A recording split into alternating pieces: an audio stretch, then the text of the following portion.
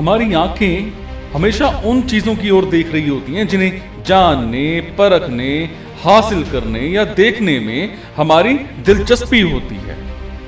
हमें देखना होगा, पर देखने के लिए हमें उस चीज की ओर आंखों के थ्रू निशाना साधना होता है और हम हर वक्त ये निशाना साध रहे होते हैं।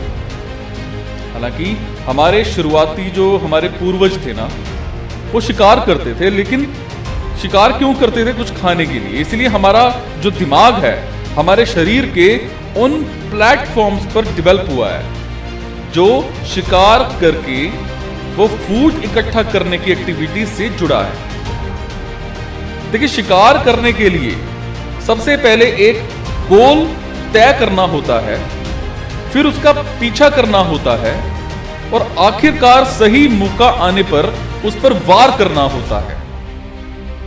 अब इस सारे प्रोसेस में भोजन इकट्ठा करने का मतलब है बात को स्पष्ट ढंग से सामने रखना और समझना।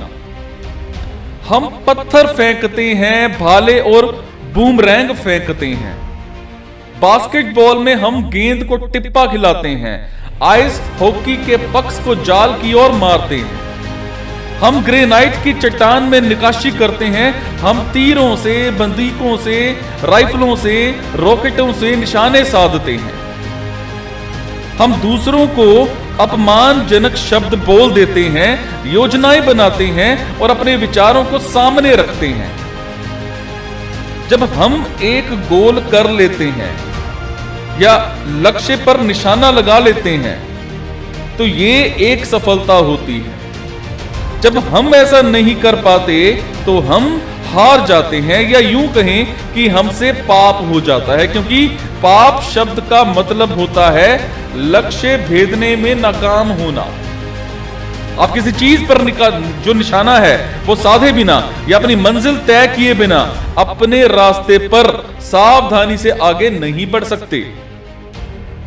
जब तक हम इस वर्ल्ड में हैं, हमें अपने रास्ते पर सावधानी से आगे बढ़ते रहना होगा।